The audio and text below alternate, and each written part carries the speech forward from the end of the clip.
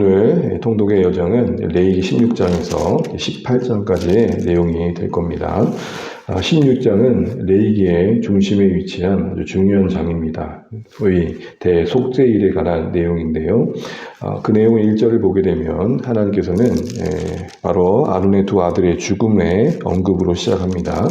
이와 같은 언급을 하신 것은 이제 아론이 가장 구별된 곳, 1년에 한 번씩만 갈 수 있는 지성소에 들어가기 전에 아무래도 경각심을 갖게 하신 내용인 것 같습니다. 그래서 2절에 보시면 성소의 휘장한 걸 때 이 성소는 지성소를 의미합니다. 법궤를 보관하고 있는 바로 그곳에 이제 휘장을 열고 들어가기 전에 하나님의 뜻 안에서 해야 될 것을 말씀하시는 거죠. 아무 때나 들어오지 말라, 이 말은 임의대로 들어갈 곳은 아니라는 것입니다. 허락하셔야만 들어갈 수 있는 곳이다 라는 것이죠. 이런 관점에서 우리도 하나님 앞에 나옴이 허락받음 안에 있다는 것들을 늘 잊지 않아야겠습니다. 우리가 지금 그리스도 안에서 얻은 이 자유가 얼마나 또 귀한지도 다시 한번 생각해 보게 됩니다. 그런데 그 하나님의 가장 임재가 있는 그 구별된 곳에 들어가기 전에 아론에게 준비시킬 것들을 말씀하시는데, 아론과 그 가족들을 위하여서 자신을 속죄할 속죄물로서의 제물과 이스라엘 백성을 속죄할 제물로서의 제물을 언급합니다. 특별히 5절을 보시게 되면 이스라엘 자손을 위한 속죄 제물로 염소 2마리가 나옵니다. 그 뒤에 번제물을 순 양이 나오고 있고요. 그리고 이 가정을 주도해야 할 아론 대제사장의 복장이 바뀝니다. 우리 4절은 같이 한번 읽어볼까요? 4절입니다. 거룩한 세마포 속옷을 입으며 세마포 속바지를 몸에 입고 세마포 띠를 띠며 세마포 간을 쓸지니 이것들은 거룩한 옷이라 물로 그의 몸을 씻고 입을 것이며. 아멘. 1년에 한 번 이스라엘 국가의 속죄일이라고 할 수 있는 이 날을 지키기 위해서 아론은 복장을 바꿉니다. 여러분, 이제껏 아론 대제사장의 옷은 그 에봇 옷만 봐도 되게 화려했잖아요. 보석이 박혀 있고 양 어깨에 귀한 보석들이 있고 옷 자체의 색깔이 청색이고, 그리고 그 모든 직조 과정이 세밀하게 이루어진, 쉽게 말하면 고급 겉옷이었습니다. 그 모든 것들은 하나님의 위엄과 장엄함을 대언하는 거였죠. 그런데 이제는 하나님 앞에서 이스라엘 백성을 섬겼던 제사장이 제사장으로서 이제 옷이 바뀐 이 세마포 옷은 겸손과 그리고 낮아짐을 의미하는데, 이제 자신도 백성 앞에서 백성들과 함께 서 있음을 말하는 것입니다. 그러니까 제사장으로 앞에 서 있긴 하지만, 대표로서 그 자리에 있긴 하지만 하나님 앞에 제인이라는 측면에서는 동일하다는 겁니다. 은혜와 국률이 필요하다는 점에서는 같다라는 것이죠. 저는 이런 세마포 옷을 갈아입은 이 속죄일에, 대속죄일에 세마포 옷을 갈아입은 이 아론의 영성이 우리 교회 안에 참 절실하지 않을까 싶습니다. 어떤 직분을 받게 되고 어떤 사역을 많이 하다 보면, 앞서 일하다 보면 사람들이 내가 그래도 좀 낫지라는 생각들을 하게 됩니다. 아니요, 아론은 대제사장으로서 옷을 바꿨다는 걸 잊지 마십시오. 모두의 국가적인 속죄의 날에 하나님 앞에서 더 낫다 할 자 아무도 없다는 것입니다. 동일하게 은혜가 필요하다는 것이죠. 그간의 대제사장으로서 아론의 수고가 중요했고 인정받을 만했지만 그걸로 설 수 있는 자리 아니라는 거 다시 한번 말하는 것입니다. 지도자로서 백성 중 한 사람으로 자신을 여기고 동일하게 하나님의 은혜가 필요하다 구할 수 있는 이 영성, 이게 오늘 우리의 교회와 또 신자들의 삶의 일상 속에 있어야 되지 않을까 싶습니다. 그러면서 참 독특한 것은 백성을 위해 드려진 그 제물이 처리되는 과정인데요. 오늘 긴 내용인데 이 속죄일의 중요한 3가지 절차는 그렇습니다. 첫 번째는 피를 뿌립니다. 피 뿌리는 장소가 바로 휘장을 열고 속죄소, 그 가장 구별된 곳까지 뿌려지게 됩니다. 그리고 제단에, 그리고 향단에 그 뿔에 발라지고 7번씩 뿌려지는 과정을 겪게 되고요. 두 번째는 그 이스라엘 백성의 속죄하는 제물로 드려진 두 염소 중에 한 마리는 그렇게 피를 흘려 피뿌림에 쓰여지고, 또 한 마리는 광야로 보내지는 절차를 받게 되는데, 그게 두 번째 단계입니다. 우리 21절 한번 읽어보겠습니다. 21절입니다. 아론은 그의 두 손으로 살아있는 염소의 머리에 안수하여 이스라엘 자손의 모든 불의와 그 범한 모든 죄를 아뢰고 그 죄를 염소의 머리에 두어 미리 정한 사람에게 맡겨 광야로 보낼지니. 소위 아사셀 염소가 여기 이제 언급되는 것입니다. 아사셀 염소라는 말의 의미는 내보내는 염소라는 말인데요. 10절에 보시게 되면 그 아사셀 염소는 두 염소 중에 회막 앞에서 뽑기로 뽑혀집니다. 다시 말해서 하나님께서 보내는 양을 선택하시는 거죠. 이것은 우리를 구원하시기에 그 아들을 보내심의 그 주권을 우리에게 다시 한번 생각하게 합니다. 그래서 두 마리 중에 제비 뽑힌 염소는 한 마리는 희생되어지고 아사셀로 뽑힌 염소는 광야로 보내지는데, 그 보내지는 과정에 21절 보는 것처럼 아론이 그 머리에 안수할 때 이스라엘의 모든 죄가 거기에 있어요. 그 한 마리 염소 안에 이스라엘의 모든 죄가 올려지는 것입니다. 그리고 광야로 보내지는데, 이때 광야의 의미는 인적이 닿지 않은 끝자락이라는 것입니다. 아무도 없는 그 끝자락에 보내지는 것이죠. 아마 동물에 먹혀 죽든 벼락에 떨어져 죽겠죠. 중요한 것은 이스라엘 모든 죄가 그 염소 위에 올려지고 이스라엘 진영으로부터 멀어진다는 것입니다. 동이 서에서 먼 것 같이 우리의 모든 죄과를 옮기시는 그런 하나님의 은혜의 일하심을 여기서 살펴보게 됩니다. 그리고 마지막으로 이제 속죄일에 참여했던 사람들의 정결케 하는 의식으로 맞춰지게 됩니다. 아론은 세마포옷을 이제 벗고 몸을 씻고 24절 보시게 되면 자기 옷을 입습니다. 이 자기 옷은 겉옷, 그 화려했던 옷을 다시 입게 됩니다. 그리고 이 아사셀 염소를 데리고 갔던 그 사람도 진영이 돌아오기 전에 몸을 씻습니다. 그리고 속죄제물로 드려진 그 모든 이때 대속죄일에 드려진 고기들은 피 흘림 위에 기름 위에 태워드린 것 외에는, 뿌려지고 태워드린 것 외에는 다 진영 밖에 부정한 곳에 다 태워드리게 되어 있었죠.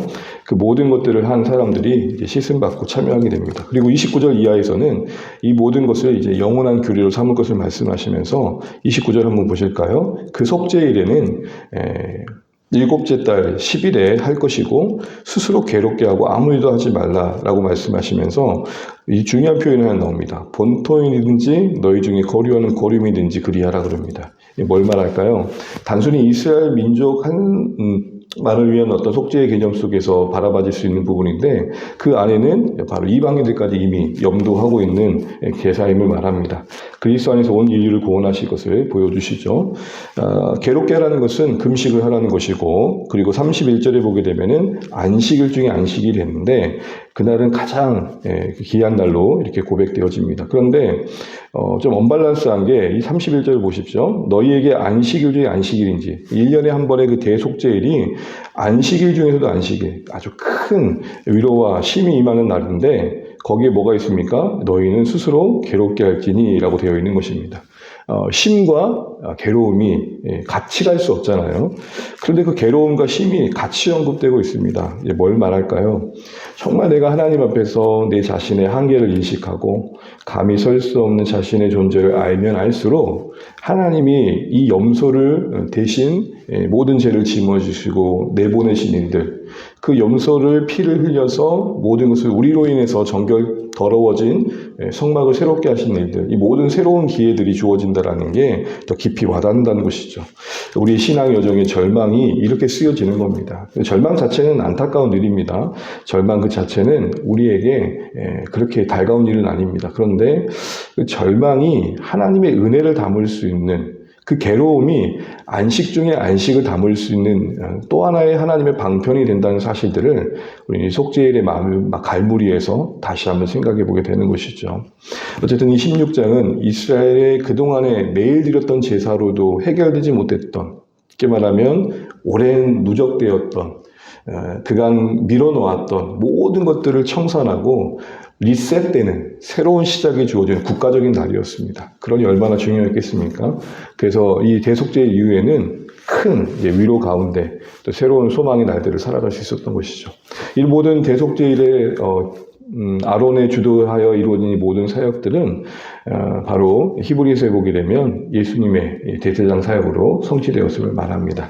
우리도 그 예수님의 이 대제장된 사역으로 인해서 광야에 보내진 어린 양이 되심으로, 그리고 자신의 피를 흘리심으로 우리를 정결케 하시고 우리의 모든 책값을 갚으신 이 은혜를 다시 한번 기억하는 본문의 말씀이 되면 좋겠습니다. 그리고 이제 17장부터 이제 이스라엘 백성들이 어찌 살아야 될지에 대한 이야기 나옵니다. 17장 1절을 2절 한번 보시겠습니다. 함께 읽죠. 여호와께서 모세에게 말씀하여 이르시되 아론과 그의 아들들과 이스라엘 모든 자손에게 말하여 그들에게 이르기를 여호와의 명령이 이러하시다 하라. 여호와의 명령이 이러하시다 하라. 지사 선택에 할 문제가 아니라 그때 이제 그 백성들이 삶의 자리에 어떻게 살아야지를 나오는 겁니다. 16장을 기점으로 그 앞에 나왔던 정함과 부정은 예배를 드리기 위해 우리가 고민해야 될 영역이었다면, 이제 예배를 드리고 난 뒤에, 속죄일을 지나고 난 뒤에 은혜를 안 자들의 삶이 어떠해야 되는지, 정결한 삶에 이어 성결한 삶이 무엇인지 17장부터 20장까지 다루어지게 됩니다. 우리가 하나님 앞에 나아가는 삶이 예배의 거룩이었다면, 이제 레위기의 중요한 후반부, 하나님 앞에 살아내는 삶, 하나님과 동행하는 삶의 원리가 무엇인지, 그 도덕과 윤리가 무엇인지 이야기되어집니다. 특별히 17장은 크게 두 가지가 나오는데, 제물을 바치는 그 제물을 잡는 자리를 정하십니다. 우리 3절 한번 읽어볼게요. 3절 4절입니다. 시작.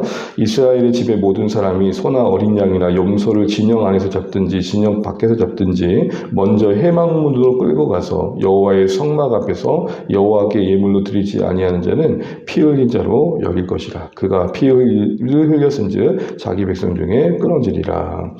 이스라엘이 어떤 제물로 드리는 그 어떤 짐승은 회막문에서 끌고 와서 거기서 제사장이 주어 잡아야 될 것들을 말하고 있는 겁니다.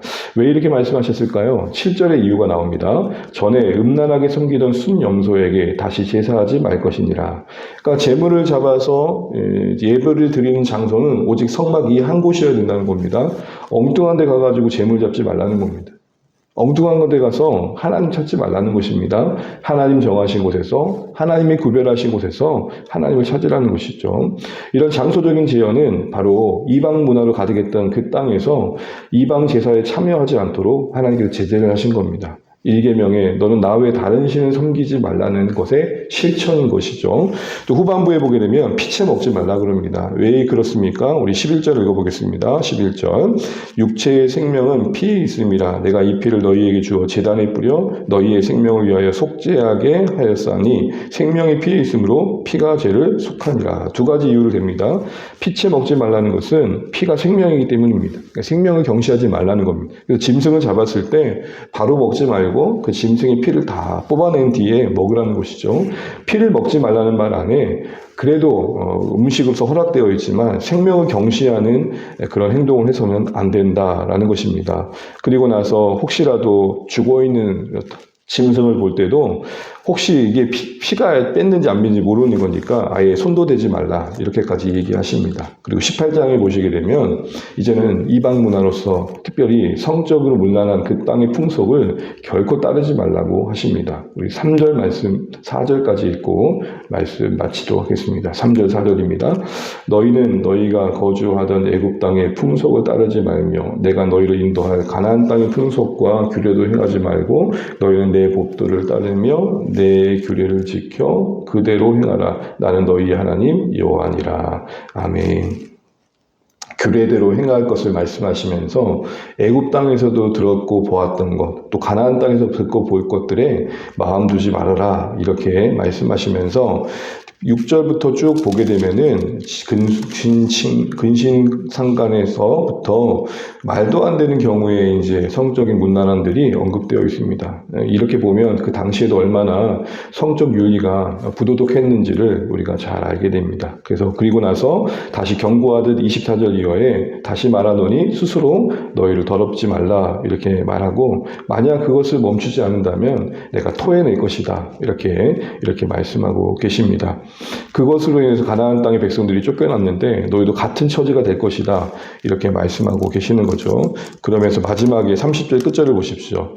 너희는 내 명령을 지키고 너희가 들어가기 전에 행하던 가증한 풍속을 하나라도 따름으로 스스로 더럽히지 말라. 나는 너희의 하나님 여호와니라. 아주 엄중하게 말씀하시죠. 기억해라. 내가 너희에게 말하고 있는데 바로 내가 너희의 하나님이다. 사랑하는 주안의 가족 여러분, 우리가 오늘 이 말씀을 보면서 계속해서 하나님께서 말씀하신 규례를 준수하라 말씀하십니다. 이방 문화를 경계하라고 하십니다.